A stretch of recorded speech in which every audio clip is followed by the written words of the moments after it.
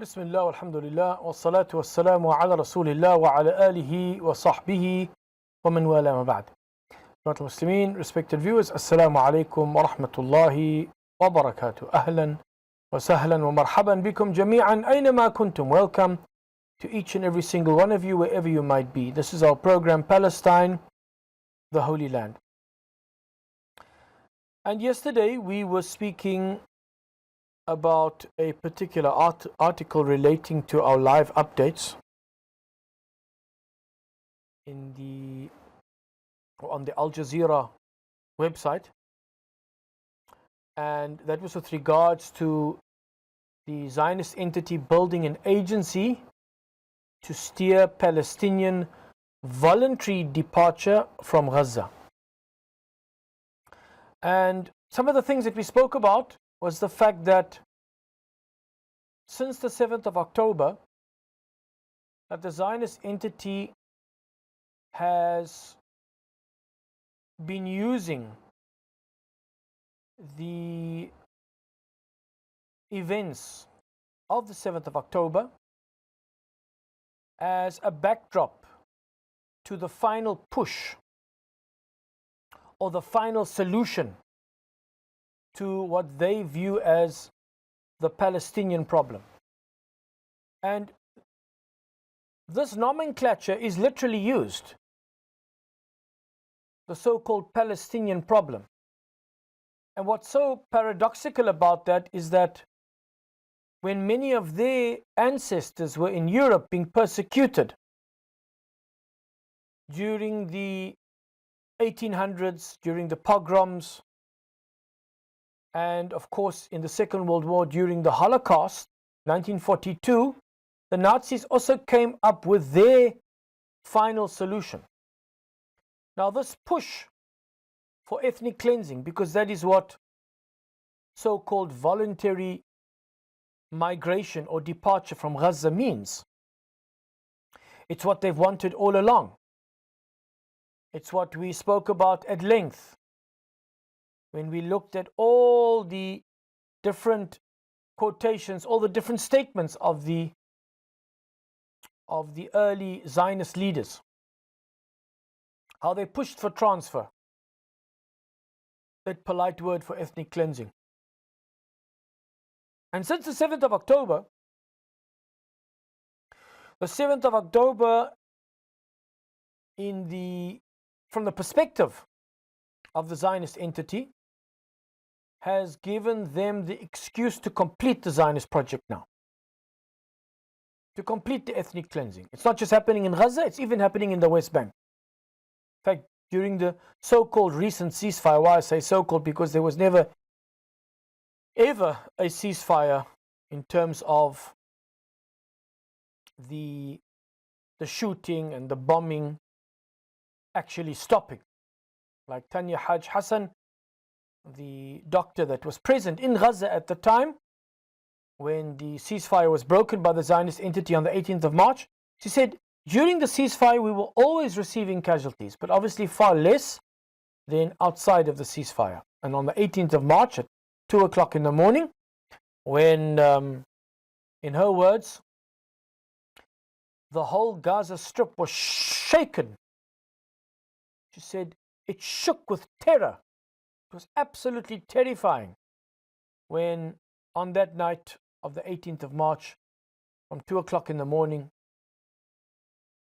that during that night about 400 Palestinians were killed, and most of them women and children. But all of this, as I mentioned yesterday, the destruction of Gaza since the 7th of October, the destruction of the infrastructure, the killing of the innocent civilians, the terrorizing of the displacing and terrorizing of the population. And here we're speaking about 2.3 million people who have basically been displaced. And not once, not twice, not three, not four, but many times. Some speak about being moved at least 10 times,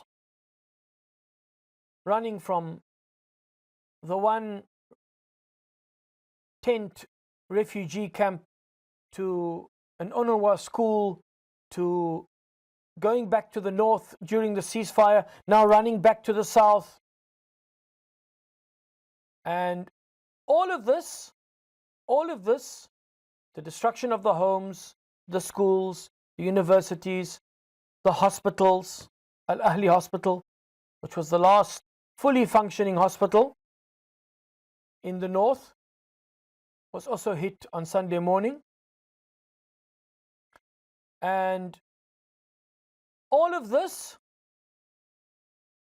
to create the conditions on the ground in which the Zionist entity believes that by doing so, they will make it impossible for life to be sustainable in the Gaza Strip, and that by default, the Palestinians will voluntarily depart from the Gaza Strip. But this specific generation, that the younger generation has learned from what happened to their parents and their grandparents and their great-grandparents.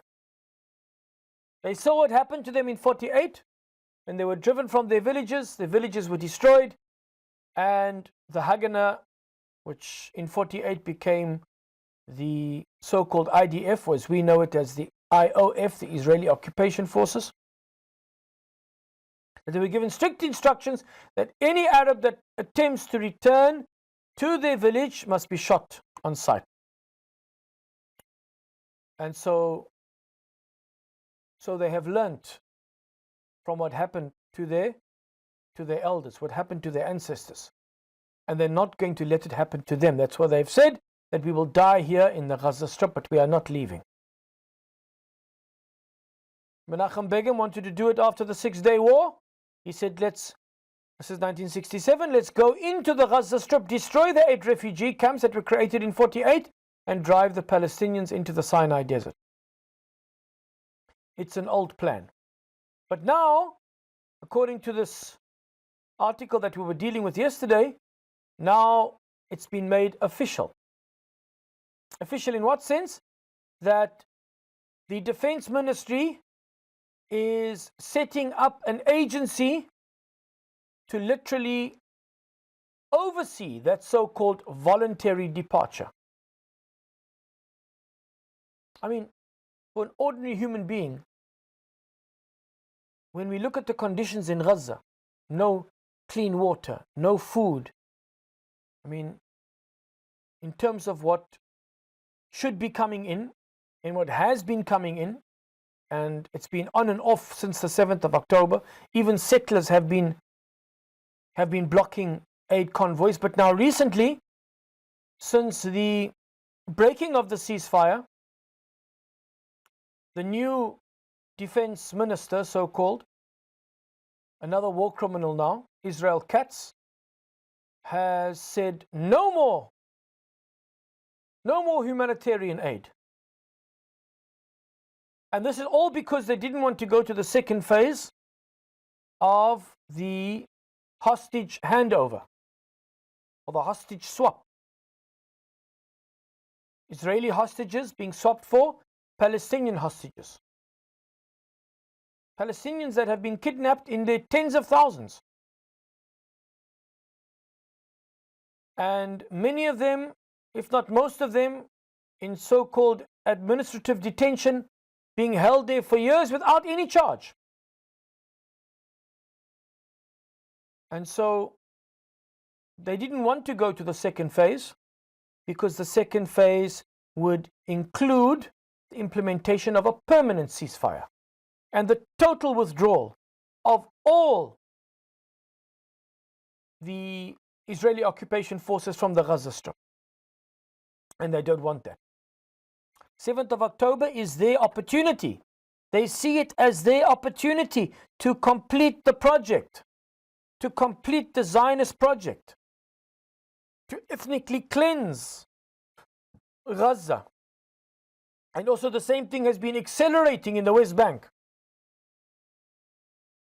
To push the Palestinians into the Sinai and to push the Palestinians in the West Bank, those that are in Gaza into the Sinai, those that are in the West Bank into Jordan. Just do your reading, do your research, and you will see that this has always been a part of the Zionist project. And with the bombing campaign, with the genocide that's been ensuing in the Gaza Strip, the Israelis believe that now they have created those conditions,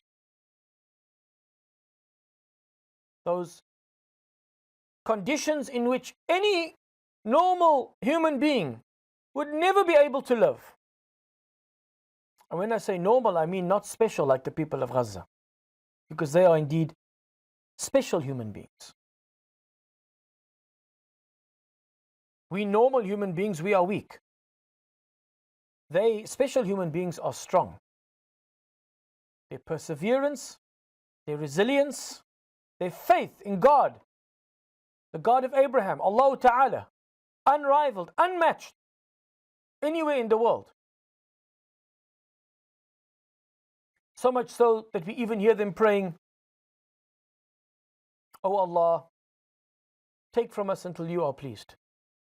I mean, that is something that we really struggle to imagine. We struggle to put ourselves in their position. What would we have done? Would we, as Ben Gurion said of the Palestinians of 48, the Arabs will have no other choice but to flee? And the Zionists of today, now we are talking 77 years later, that perhaps they believe that the Palestinians of 2025 will also just flee like the Palestinians of 48. And of course, when I say flee, after being driven out, some of them through massacres that were committed, Dir Yassin, Tantura, Sa'sa, Shusha, and many others. Some of them were put in trucks and literally driven over the newly marked borders, which was basically the whole of historical Palestine, excluding the Gaza Strip and the West Bank. And some of them literally walking with whatever they could carry, with their clothes on their backs, fleeing the terror and the ethnic cleansing that had been meted out upon them in 1948. 750,000 of them. According to Abu Sitta, 531 villages. And this is what the Zionists believe that they can achieve now in 2025 as well. Just like what they achieved in 48, like Ben Gurion said, they will have no other choice but to flee. They believe that now that the Gazans will have no other choice but to, and that's why they've said voluntary departure. Voluntary departure. Gaza looks like a fallout from a nuclear war. Looks like Hiroshima or Nagasaki. It's a pile of rubble. Who can live in a pile of rubble? That's why they keep bombing the hospitals, and even field hospitals, makeshift hospitals out in the open. They bomb 10 cities. They bomb markets. They bomb the warehouses where they are keeping the flour. They bomb bakeries.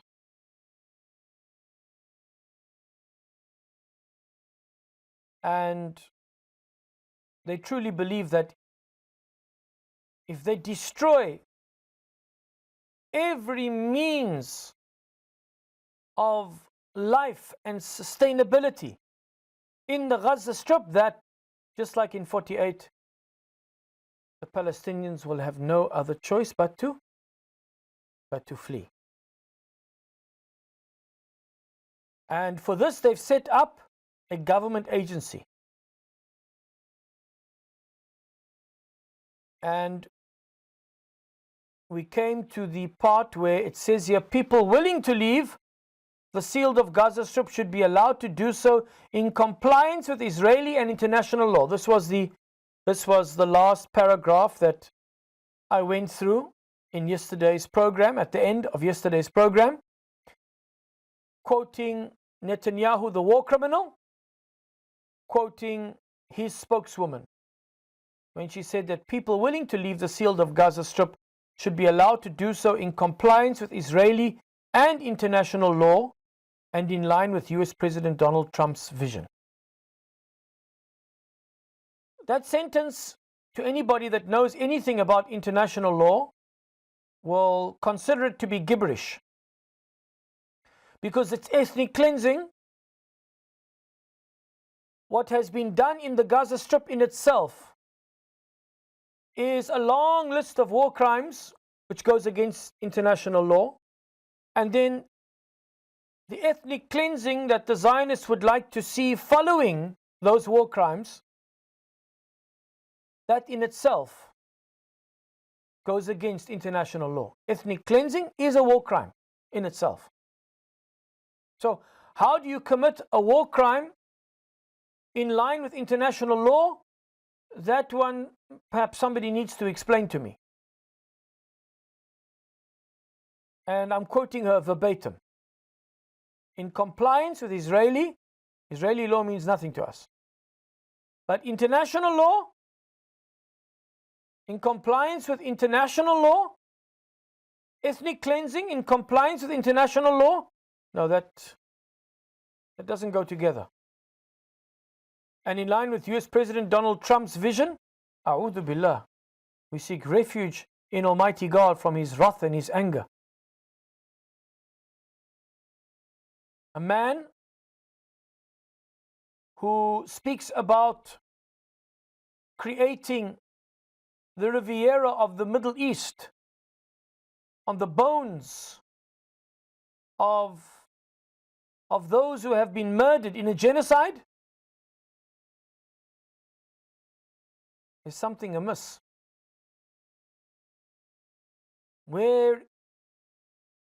What has become of the moral compass of this world?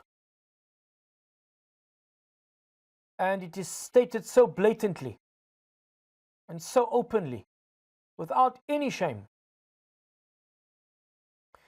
And that takes us to the next part of our article, with the subtitle Middle East Riviera. Israeli nationalists have long sought the expulsion of Palestinians from Gaza and the occupied West Bank. They have pushed harder on the idea amid the war with the resistance. Remember, I told you, every time I see Hamas, I'm going to say the resistance. Because as long as people are using this acronym, which means nothing in the English language, it's an Arabic acronym, they can say whatever they like about them. But if I say the resistance, then how can you tell an occupied people not to have a resistance? How can you want to take the resistance out of existence? That's exactly what they want to do. That's what was proposed yesterday, and the resistance said that is crossing 1 million red lines. That in order for there to be another ceasefire or a permanent ceasefire, the resistance must go into exile. In fact, even Jordan suggested that 3,000 resistance fighters from Gaza can go into exile in Jordan.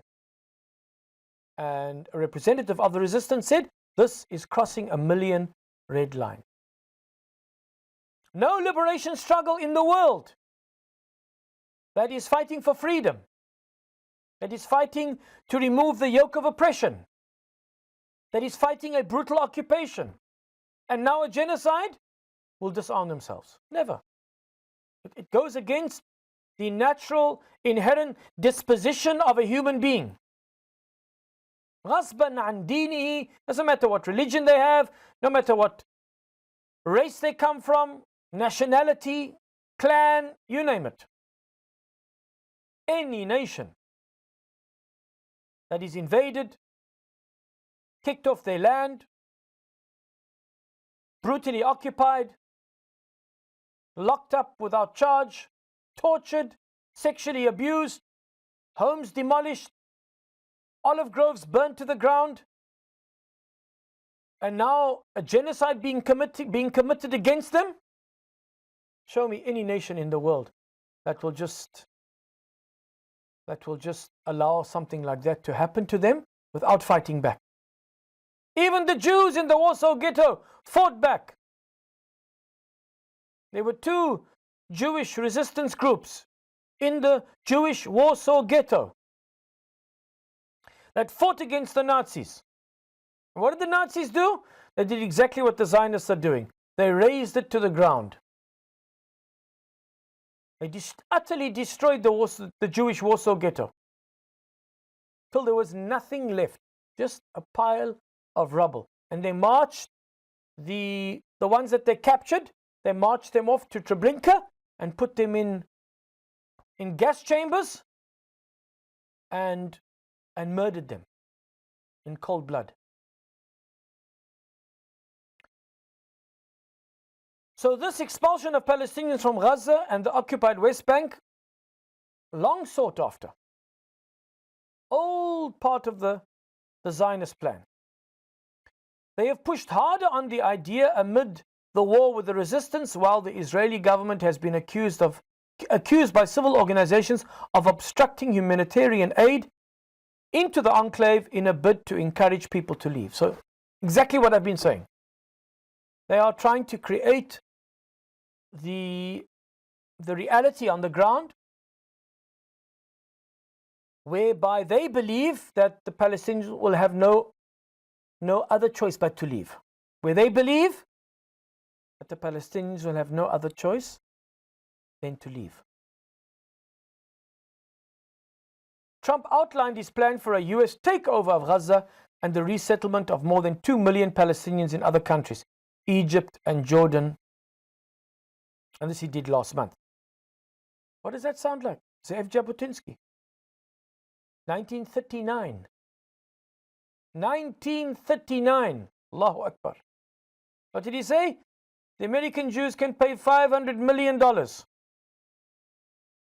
And we can transfer the Palestinians or the Arabs of Palestine to Iraq and to Saudi Arabia. If we can transfer the people of the Baltic states, speaking about the Jews and those that were brought to Palestine, then we can transfer the Palestinians out of Palestine. And it's like Jabotinsky, 1.1.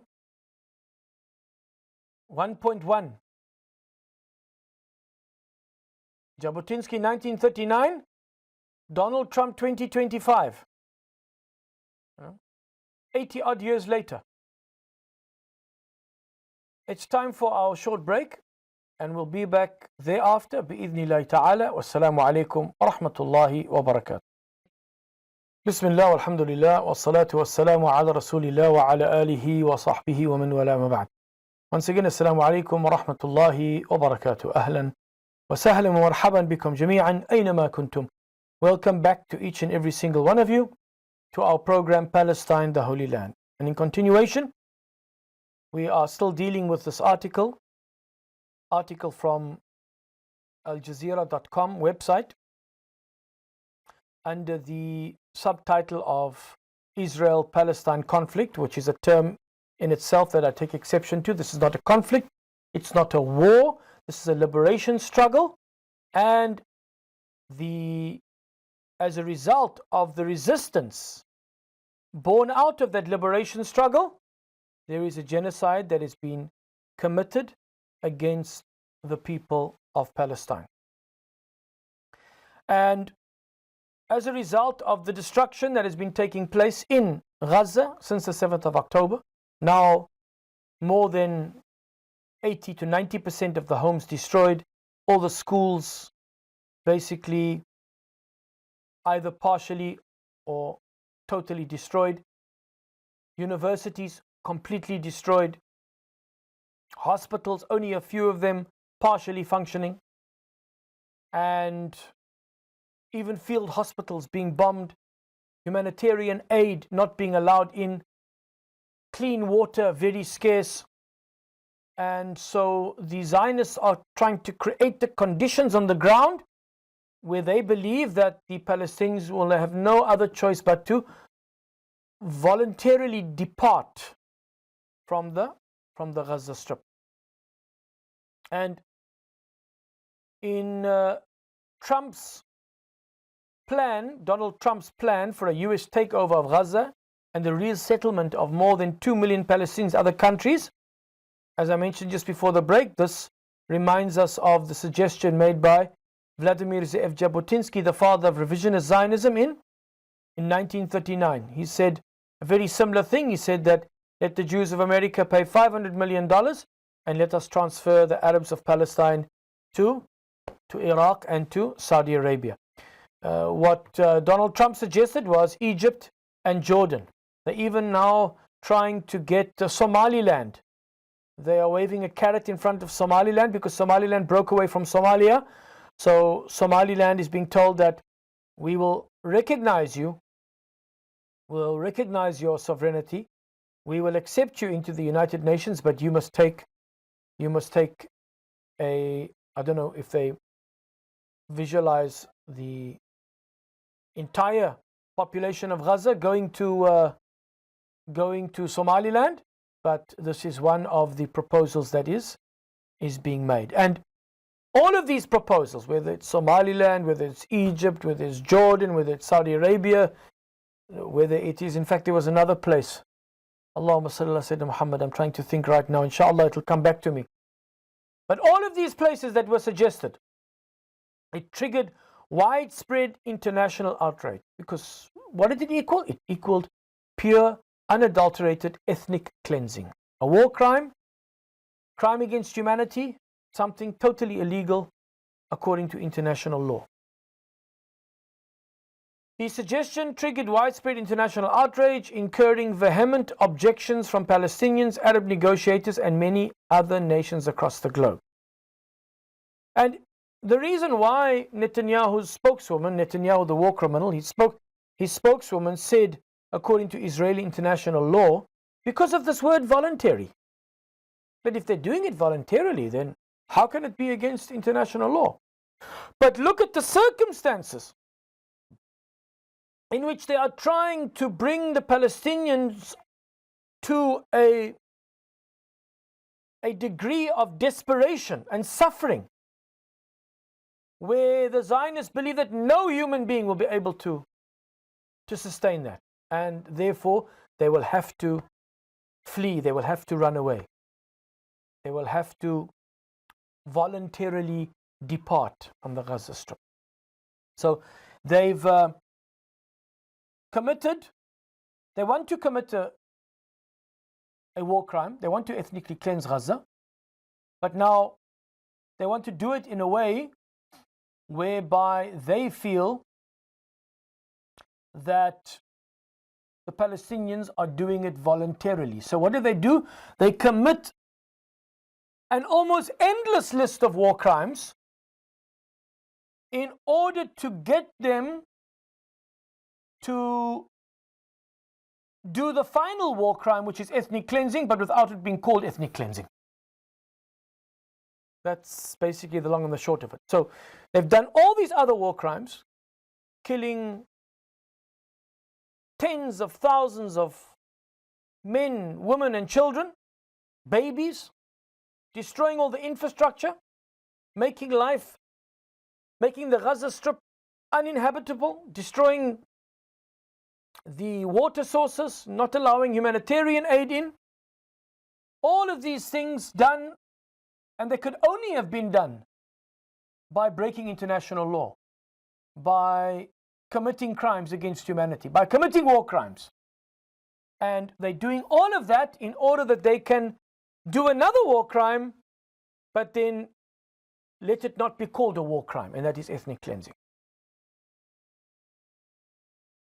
And the same spokeswoman did not specify which third countries might be willing to cooperate with Israel in implementing the plan. They've got a list of these third countries. Netanyahu has previously said he was committed to Trump's plan for the creation of a different Gaza, while promising that after the war there will be neither Hamas, which means what? There will be neither resistance. They want an end to all resistance. There will be neither Hamas nor the Palestinian Authority ruling the territory. They don't even want the Palestinian Authority. It is basically being like an administrator for them, a Zionist administrator, an administrator for the Zionists. That's what the Palestinian Authority has been in the West Bank. Area A, which is, minute little pockets of land all over the West Bank. Yes, the Palestinian Authority are in charge of those areas. Then Area B, where they share security with the Zionists. And then Area C, that the Zionists control. But even in Area A, the Israelis go in unabated, with impunity. Look what they've done recently in Tulkaram and Tubas and Rafah. Not Rafah, Rafah. And Jenin and Nablus and Khalil. Some of those villages they've made uninhabitable. They drove within a space of 3 weeks, they drove between 45 and 50,000 inhabitants out of their homes. They bring in these caterpillar jarrafat, these bulldozers, but they've got like, some of them they've got like a claw. Instead of a bucket, they put a claw, and that claw they stick into the ground, and they literally rip up the road, break the sewage pipes, break the water pipes, destroy the infrastructure, blow up the houses. Again, trying to create the conditions on the ground. Since the 7th of October, most Palestinians, and I stand to be corrected on this, but as far as I know, that the unemployment rate is through the roof. There are so many Palestinian families that are not working now in the West Bank that cannot afford to put food on the table. Again, the Zionists creating the conditions whereby the Palestinians will have no other choice but to flee. Just to get some normality in their lives, and not to live in fear of their door being broken down at 2 or 3 o'clock in the morning, and their family members being arbitrarily arrested and taken to these Israeli concentration camps and torture centers where they are sexually abused and tortured, some of them even to death. So this is what is being done. This is the final push to complete the project, to create the conditions on the ground for so-called voluntary departure. All the while, there is no other word that we can use for it but ethnic cleansing.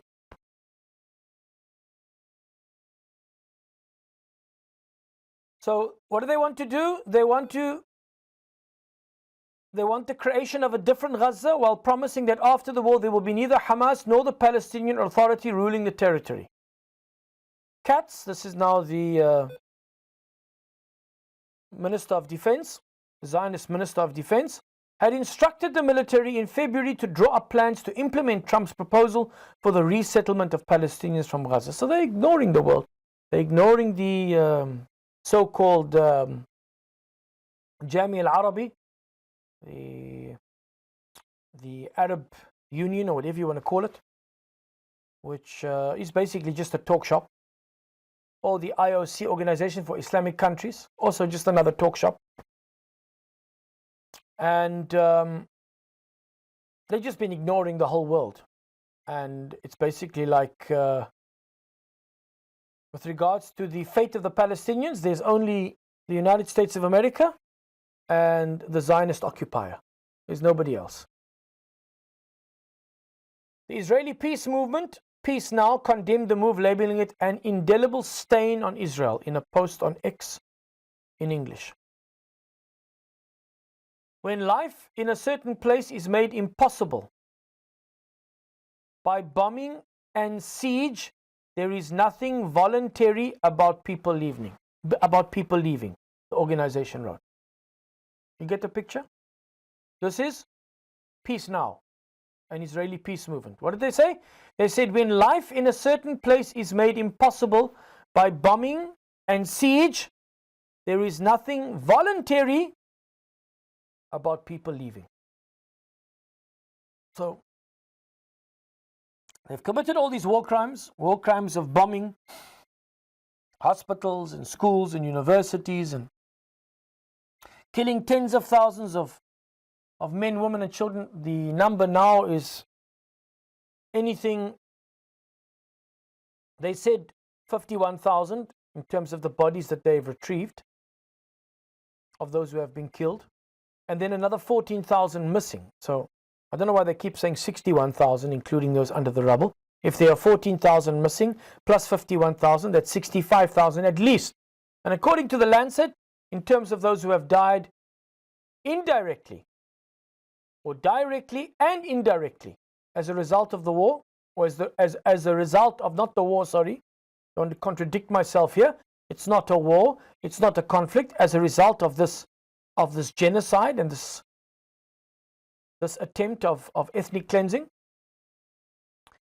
that the Lancet has said that anything between 180 and 200,000 have been killed, directly and indirectly. And like Peace Now says, there's nothing, after all of these war crimes, destroying the infrastructure, barring humanitarian aid, even destroying healthcare facilities, hospitals, bombing them, even field hospitals, makeshift hospitals, no clean water, then there's nothing voluntary about people leaving thereafter. And that brings us to the end of that particular article. Now, with regards to what is happening on a daily basis, and this gives us a clear picture of what the Zionists are aiming for, because it's unrelenting, it's continuous, it's perpetual, it doesn't stop. That's why, even though there were people that were killed during the ceasefire, the fact that the main bombing campaign had basically ceased, it really gave the people of Gaza a time to breathe. It gave them, I mean, you can imagine, over the last 18 months, there are already children that were born after the 7th of October that have known nothing but the sound of bombs and tank shells and quadcopter drones. They've known nothing else. Can you imagine what that must feel like? I was seeing a clip the other day of a small little baby, how the baby wakes up in shock at the sound of a bomb exploding nearby. Absolutely horrific. If you ever are looking, and I think this is going to go down in history, perhaps as the acid test for any form of terror. If you want to see what terror is, then just look at how the people of Gaza have been terrorized. This is the ultimate form of terror.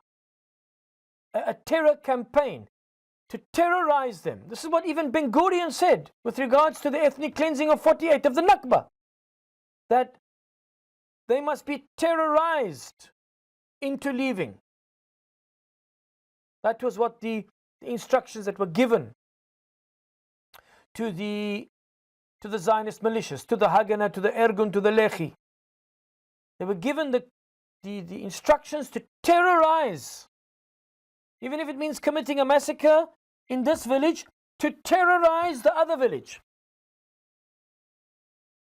And that is, I mean, in comparison to what is happening today, you know, the scale of the terror, the scale of the destruction, the scale of the murder, the killing, of the massacres, of the genocide is something that is unheard of, especially in the 21st century, and probably the worst that we have seen since the Rwandan genocide. Just some updates from yesterday. Actually, from today, we have 16th of April 2025. Israel killed 25 in Gaza today, says troops to remain indefinitely. Defense Minister Israel Katz said Israeli troops will remain in captured areas of Gaza indefinitely. You see, this is the green light that they were given when the war criminal Netanyahu went to go and visit the sitting president of the United States of America, Donald Trump, when he made the suggestion for the first time about that America will own Gaza and turn it into the Riviera of the Middle East. So when that was uttered, that was a green light for the war criminals Netanyahu and his war cabinet and his government to basically reoccupy the Gaza Strip indefinitely. Because now the plan is on the table. Donald Trump said it openly. The Palestinians in Gaza need to be moved somewhere else. And this piece of real estate should be developed for, and he didn't say it, but it's basically to be developed like Dubai for the rich of the world, for the wealthy of the world, to come and have holidays and to come and, maybe a Trump Tower with a casino and what have you. Like you have in Monaco or you have in Dubai, whatever the case might be. Adult Disneyland. And so that was the green light that was given. So they already started planning. That's why they didn't want to move to phase 2. They didn't want a permanent ceasefire. They wanted to quell some of the dissent, some of the domestic dissent in Israeli society, because the Israelis, of course, want especially the families of the hostages that are still being kept hostage in Gaza, they want their family members back. And the resistance has been, from the first day, has been trying to negotiate to give all the hostages back.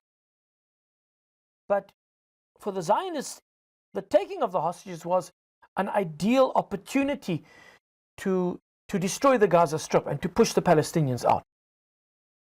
So that's why they don't really, there's no real care for the hostages here. Yes, perhaps if it wasn't for Donald Trump, there wouldn't have been a ceasefire in the first place.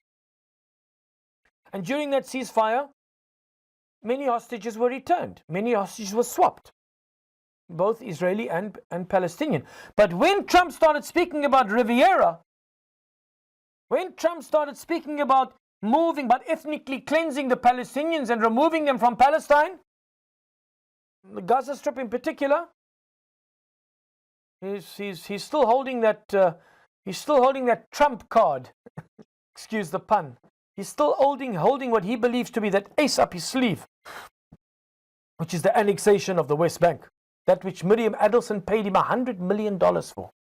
Miriam Adelson, the Sands Casino organization, big casinos in Las Vegas. Her husband gave Donald Trump 20 million in his first election to move the embassy from Tel Aviv, the American embassy from Tel Aviv to Jerusalem. And he did it. Now she's given him 100 million in this election to do what? To annex the West Bank. So you can imagine what's coming in the West Bank. You can imagine what they would like to see. La samahallah, Allah forbid. وَيَمْكُرُونَ وَيَمْكُرُ اللَّهِ. They plot and Allah plans, and Wallahu khairul makirin, and Allah is the best of planners. But it's important for us to understand the reason why the defense minister is saying that troops will remain in captured areas of Gaza indefinitely. Because they're not interested in anything else. They just want to see this plan implemented. That's why they have now set up an agency to see the ethnic cleansing, what they call the voluntary departure. But it's forced ethnic cleansing. There is no other way to describe it, of the Palestinians out of the Gaza Strip. And so he says they will remain indefinitely in captured areas, calling them security zones. And these security zones, any Palestinian that walks into these zones is shot on sight. Doesn't matter who you are. He says no aid will enter Gaza, adding Israel is using food as a tool of pressure. Tool of pressure, oh, that's starvation, a tool of pressure, a tool of murder, and it's a war crime. Amid calls to lift its blockade on the Strip, the Gaza Health Ministry says at least 25 people have been killed in Israeli attacks across Gaza since dawn today. That's today, the 16th of April 2025. Gaza's health ministry says at least 51,000 are confirmed killed and 116, they are saying dead, but I can't use that word because these are shuhada, and you cannot say, we do not say that the shuhada are dead. They have been slain, they've been killed, they've been martyred. And 116,343 wounded. We've also spoken about the missing under the rubble, approximately 14,000. The Gaza government media office updated its death toll, saying thousands of people missing under the rubble are presumed dead. At least 1,139 people. Again, they just basically put this every time in terms of the numbers that have been killed in Gaza and the numbers that were killed on the 7th of October. And more than 200 were taken captive. أينما تكونوا يدرككم الموت ولو كنتم في بروج مشيدة. That's the next article. It says wherever you are. أينما تكونوا. This is in fact a quotation from the Quran. Wherever you are, and this is one of the people in Gaza quoted this verse. Wherever you might be, death will find you out, even if you are in towers built up high. So that's what they are saying. Wherever you are in the Gaza Strip, death will catch up with you. Ahlam Sa'im says there is no escape. But we haven't got any time to go through this particular article. Until next time, I leave you all in the protection of Allah. Wassalamu alaikum wa rahmatullahi wa barakatuh.